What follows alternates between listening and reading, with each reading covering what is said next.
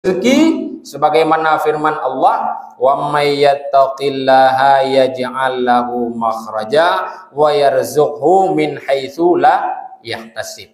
Hari ini mau rezeki yang tak disangka-sangka, konsepnya apa? Ittaqullah, takwa kepada Allah. Imtisalu fi awamirillah wajtanibu fi nawahi. Menjunjung tinggi segala perintah Allah dan menjauhi segala larangan Allah. Makanya paling tidak ketika kita hari ini mau mengeluarkan berinfak di jalan Allah, apa yang kita dapatkan? Secara pasti apa yang sudah pasti kita dapatkan?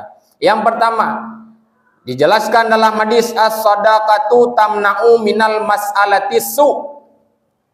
Orang yang mau bersedekah, orang yang ringan tangan, mau membelanjakan harta di jalan Allah, tamna'u minal mas'alati su. Dia dijamin oleh Rasulullah, dia dijamin oleh Allah, matinya tidak dalam kelakuan yang jahat. Maknanya apa? Orang yang ringan tangan, yang mau bersedekah di jalan Allah, dijamin insya Allah dia mati dalam keadaan husnul khatimah.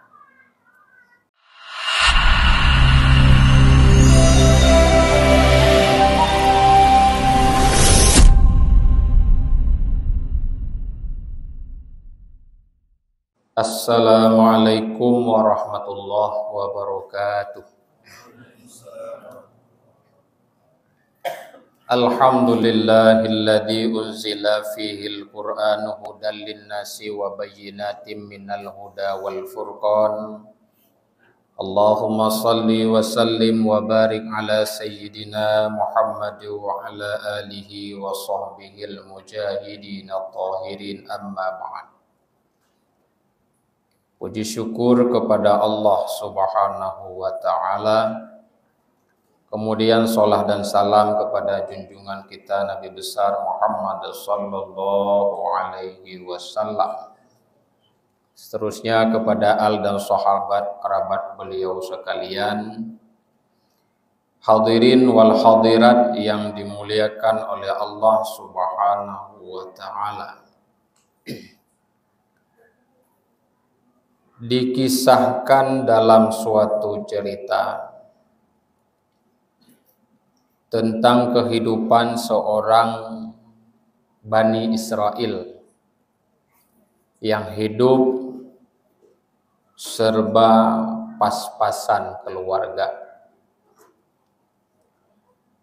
yang mana si pemuda Bani Israel tersebut memiliki profesi yaitu mengumpulkan daripada kapuk ataupun kapas, yang mana setiap harinya dia kumpulkan kapas-kapas tersebut. Dia pilih dari antara kapas-kapas yang dia kumpulkan, dia pilih yang terbaik untuk dia jual ke pasar. Di mana setiap harinya kapas tersebut hanya laku dengan jumlah 1 dirham. Setelah laku kapasnya, maka dia tidak pernah melupakan untuk menyisihkan 1/2 dirham untuk bersedekah. Setiap harinya dia melakukan hal yang demikian. Laku 1 dirham, dia bersedekah setengahnya 1/2 dirham. 1/2 dirhamnya lagi dia bawa pulang ke rumah, ya, dia tukarkan dengan beras, dia tukarkan dengan ikan, lauk dan sebagainya, dia serahkan kepada istrinya. Namun pada satu waktu, pada ketika dia membawa daripada kapuk tersebut menuju kepada pasar, menunggu dan menanti daripada orang yang membelinya, tiba-tiba di hadapannya terjadi sebuah perkelahian yang cukup dahsyat. Terjadi sebuah pertikaian di hadapannya, sehingga orang yang berkelahi tersebut dia tidak mengenali satu sama yang lain. Siapa yang sedang berkelahi tersebut? Si A dia tidak kenal, si B dia tidak kenal.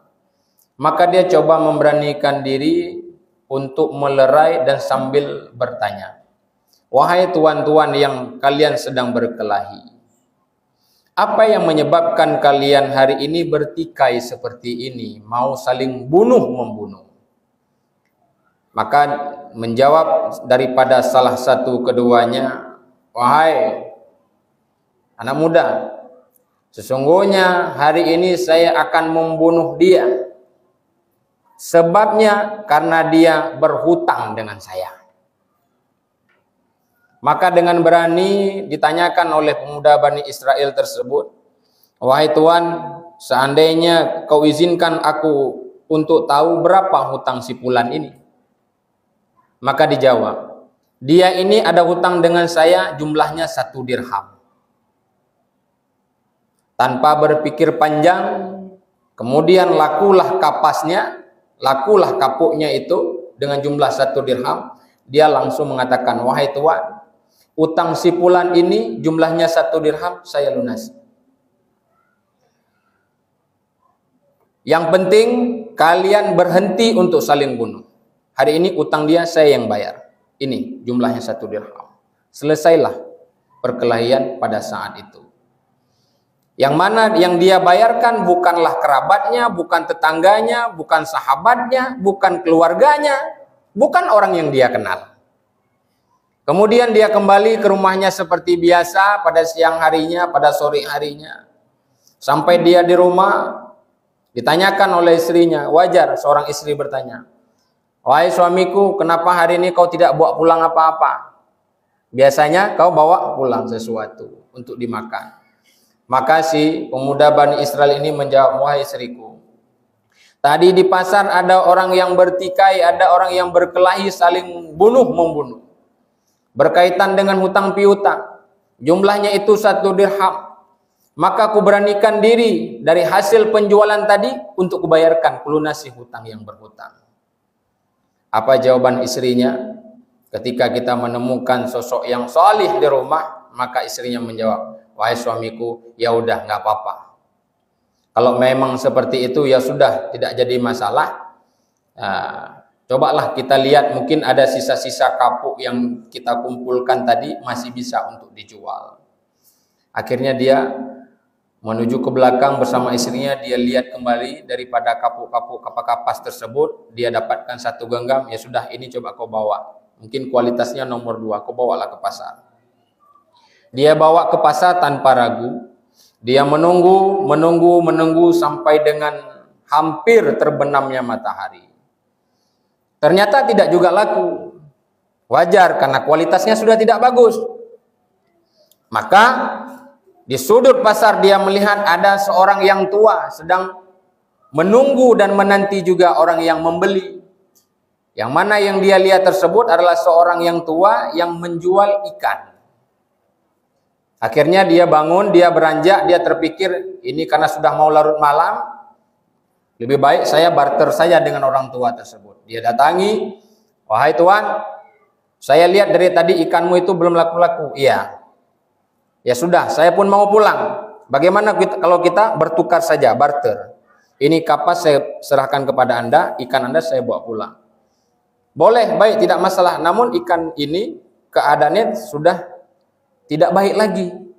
"Tidak apa-apa, mungkin ini rezeki yang Allah berikan kepada saya hari ini." Akhirnya dia bertukar, dia barter, dia bawa pulang itu ikan. Sampai dia pulang ke rumah, dia sampaikan kepada istrinya, "Ini rezeki yang Allah berikan kepada kita." Istrinya pun nggak ada mengeluh. Langsung dibawa ke belakang. Begitu dibawa ke belakang sama istrinya, dibersihkan ikannya, tiba-tiba istrinya itu teriak, "Suamiku!" Dia teriak. Mewasa kena macam, "Bang, kenapa ni jak leo ikut?" Nah, akhirnya suaminya datang ke belakang. "Ada apa?" "Pat ne belongkot menoyo. Pat ne dumengkotnya." "Oh, engkot tersebut lun tukar beno ngan tira urun doha yang mekat di pasar." Nah, "Kau tahu?" "Tidak." "Tidak." "Kau lihat ini apa?" Ternyata di dalam perut ikan tersebut Allah singgahkan sebutir daripada permata yang cukup indah. Disinggahkan permata dalam perut engkau, berlian yang cukup indah. Maka diserahkan kepada suaminya. Apa kata istrinya? Wahai suamiku, mungkin ini rezeki yang diberikan oleh Allah untuk kita hari ini. Coba kau datang ke toko perhiasan. Akhirnya tanpa ragu dia bawa, berangkatlah menuju dia ke toko yang pertama. Dia sampaikan, wahai tuan, saya ada sebuah mutiara. Coba kau lihat. Dilihat. Ikun le urung mengkat. Sang ha mungkin ro ne po me lagi nyo permata cukup indah. Pak ne tu me permata. Halun tu me gejo oleh Allah. Hai. Me lagi nyo indah permata, sungguhnya lun hai lumlo. Ya. Karenanya cukup istimewa permata. Ya. Sayang me ne publo kelun. Maka tanpa ragu temayang tu. Buka hai wahai urang kaya. Padum ikne blo permata yang lunjuk bak drone. Mi ta publo kelun rugo, lun hanya mampu lun blo dengan nilai 40.000 dirham. Aduh, 40.000 dirham.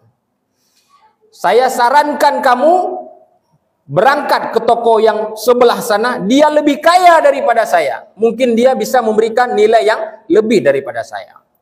Nyaman, terus bawa mukat, jujur dan diarahkan bak tempat yang lain. Berangkatlah dia menuju toko yang kedua. Sampai toko yang kedua, bayi kalian diserahkan, dikalan. Pembahasan lagi bunuh merempak pada toko yang pertama. Ikun. Hai anak muda. Permata ini cukup istimewa nilainya. Tak mungkin ku beli oleh diriku. Karena kenapa? Kau akan rugi. Wahai tuan, berapa kau akan beli permata yang kuberikan kepadamu? Aku hanya sanggup memberikan harga dengan jumlah 80.000 dirham. Padahal enggak? 80.000 dirham. Wahai anak muda, aku sarankan kepadamu kau menuju ke toko yang paling ujung sebelah sana. Dia lebih kaya daripada saya. Mudah-mudahan dia mampu membeli dengan harga yang lebih tinggi. Berangkatlah tanpa ragu menuju kepada toko yang ketiga. Hasil diskusi, maka terjuallah dengan angka 120.000 dirham. Meta kali uronyo 1 dirham, paling minimal lah daerah-daerah diutai tengah lah. Ya, man diutai tengah tak kali tu ngon 120.000 dirham padum kape. Padum pen, cipudik si kalkulator, cina bilung ti at. Error ke kalkulator. Cita kan ni padum error. Error kalkulator. Nyamban lu rezeki ke oleh Allah. Ya kan? Berangkat dia menuju ke rumahnya, dia ketok pintu, dia buka, dia ucapkan salam, assalamualaikum, waalaikumsalam, dibuka oleh rumah, ditanya, "Kiban?" Nyompak rezeki ke oleh Allah, 4 dua bohtung ke kepo. Yang bahasa kan nyopeng ke kepo. 2 bohtung. Nah, yang ngempeng kertas kan tabom nasah nyopeng. Nah, manyan dirham malah ngenmu. 2 bohtung. Kele permo, alhamdulillah, bangnya ke rezeki ke oleh Allah orangnya ke gedayang. Tidak lama dia sedang berbincang dengan istrinya, kemudian tiba-tiba ada orang yang mengetok pintu, ketok pintu. Assalamualaikum, waalaikumsalam. Dia buka pintu. Ternyata ada 2 orang di hadapan dia, 2 pemuda. Mengatakan, wahai tuan, berikan sedikit makanan kepada kami, infakkan sedikit hartamu kepada kami. Kami belum makan berhari-hari. Maka masuklah pemuda Bani Israel ini dikun bak promo. Hai, nyau minta sedekah nai luar. 2 ro. Kiban. Jawab istrinya, "Bang, hari ini Allah titipkan rezeki untuk kita 120.000 dirham. Nyan necok sikan daripadanya 60.000 dirham, nejuk kurungnya 2, bagi lah 10.000 tepo." Ni bahasa katanya orangnya terus orang minta sedekah orang mau tanya tok pintu, assalamualaikum salam ikum promo tanya, "Bang, padum na tabungan Pak Ron." Nampak na tabungan 10 miliar. 5M jo ko wayang. Orang minta sedekahnya. Lu yakin lehnya pensiun jum minta sedekah, ana lim minta sedekah. Lehnya. Jo ajunya 60.000 dirham. Tanpa ragu dicok 60.000 dirham diserahkan. Wahai kalian, inilah sebagian daripada harta yang Allah titipkan kepada saya, kuserahkan kepada kalian berdua. Ternyata jumlahnya 60.000 dirham. Kali ketuk pintu, kemudian berbincang kembali dengan rumah. Tidak lama berselang, ketok lagi pintu, dibuka, ternyata orang yang sama. Orang yang kali kerja mana 60 ribu. Kedanya, hai puan saya 60 ribu. Ulun jauh mandum. Bukan. Dijawab oleh dua orang ini. Wahai hamba Allah. Sesungguhnya kami berdua ini adalah malaikatullah. Kami ini adalah malaikatnya Allah. Kami datang kemari adalah untuk menguji Anda.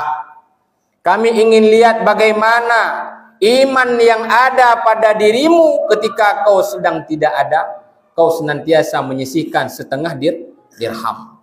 Ternyata tatkala Allah berikan kepadamu dengan rezeki min haitsu la yahtasib, tanpa disangka-sangka, kau masih mampu berinfak setengah daripada harta yang dititipkan oleh Allah Subhanahu wa taala. Allah titipkan salam kepadamu, kau merupakan salah satu daripada ahli surga. Kayak Bapak Ibu yang dimuliakan Allah Subhanahu wa taala. Ibu nak naurin nang dilkot. Hana sule ko cin kalan ti akan dengut ke? Ibu cin sekut le tiga. Ibu. Ya. Ha ni dengar apa? Ha nak dengar kah? Ha. Tingah punya ke puang kot le lako. Nak dengar? Punya lako kejap pasai ke belong kot. Nya waten ne pesing, begak-gak ne pesing ni kalan-kalan ne culik-culik lampu kot. Hana tente kadang-kadang na berlian na permata. Nah. Malu yakin oh hati merempuan hana lihai urun ro ni yang melongkot. Yang gecok geramah juga ro gitu. Nah, karena kita tidak tahu rezeki sebagaimana firman Allah, "Wa may yattaqillaha yaj'al lahu makhraja wa yarzuqhu min haitsu la yahtasib." Hari ini mau rezeki yang tak disangka-sangka, konsepnya apa? Ittaqullah. Takwa kepada Allah. Imtisalu fi awamirillah wajtanibu fi nawahi. Menjunjung tinggi segala perintah Allah dan menjauhi segala larangan Allah.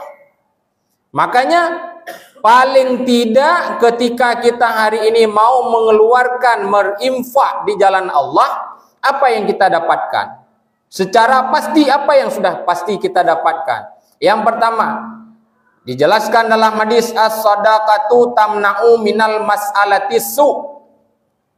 Orang yang mau bersedekah, orang yang ringan tangan, mau membelanjakan harta di jalan Allah, tamna'u minal mas'alati su'. Dia dijamin oleh Rasulullah, dia dijamin oleh Allah, matinya tidak dalam kelakuan yang jahat. Maknanya apa? Orang yang ringan tangan, yang mau bersedekah di jalan Allah, dijamin insya Allah dia mati dalam keadaan husnul khatimah. Makanya sebagaimana Bono kali disampaikan oleh panitia, bahwasanya nyoh hana saling mesah-mesah kamu panitia hana. Pate disampaikan masalah sedekah meno, masalah anak yatim meno terbayang aja lun. Bono lun pegah lain. Patelo kalau begah lain masalah sedekah. Ya, ketika disampaikan bahwasanya ini sedekah untuk santunan anak yatim. Ya.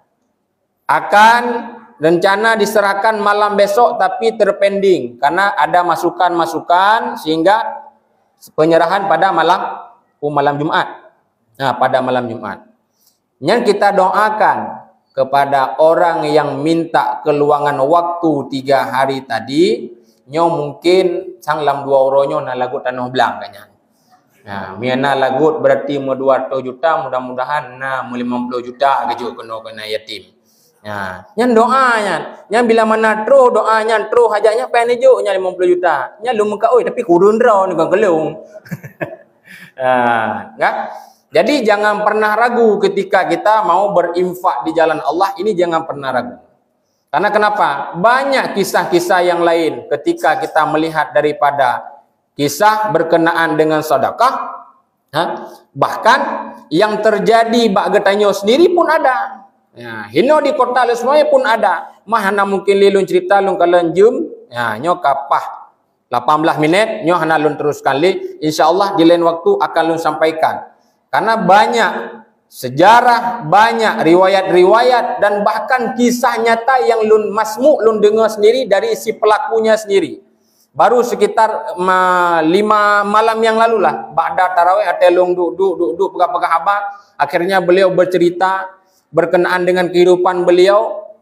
Beliau intinya bersedekah untuk orang tuanya, ternyata dikembalikan oleh Allah Subhanahu wa Ta'ala lebih daripada apa yang disangka-sangka. Maka mudah-mudahan berdoa kepada jamaah yang dipanggil watuhnya ketika santunan anak yatim nanti malam Jumat, insya Allah anak yatim saat menerima itu semua dalam keadaan bahagia, tidak berbeda dengan anak katanya. Karena orangnya anak gok yatim, kapasi singa anak katanya. Orangnya tak peremen anak yatimnya, insya Allah singa anak katanya juga naso yang peremen. Coba orang merempuak anak yatimnya kira-kira anak 1 juta sapo kan cukup bahagia. Tapi orang merempuak 50 sapo hana memadai belum baca orang yang tua tak semikir katanya. Nah, lun yakin hinau rame orang yang dermawan, rame orang yang kelebihan belanja disantuni mereka. Karena kenapa? Sebagai penutup Rasulullah menyampaikan bahwasanya ana wa kafilul yatim hakaza, lun ngana yatimnya lagi. Karena kenapa? Rasulullah sendiri juga ya yatim. Maka Rasulullah cinta kepada anak yatim dan Rasulullah cinta kepada orang-orang yang senantiasa menyantuni anak yatim. Wallahu a'lam bishawab wa ilaihil marji wal ma'ab. Mudah-mudahan bermanfaat. Mohon maaf atas segala kekurangan. Hadanallahu wa iyyakum ajmain. Billahi taufiq wal hidayah. Wassalamualaikum warahmatullahi wabarakatuh.